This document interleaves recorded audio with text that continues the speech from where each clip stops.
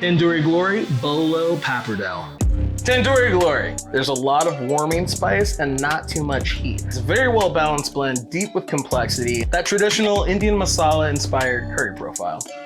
With it being a masala and being laden with all of these different warming spices, it's really great for curries, but also really great for like a weeknight spaghetti situation. A lot of different traditional Indian dishes will incorporate tomatoes, carrots, onions, often they are vegetarian. A bolognese with carrots, celery, onion, your mirepoix, beef, and a little bit of garlic, it just seems like a match made in heaven.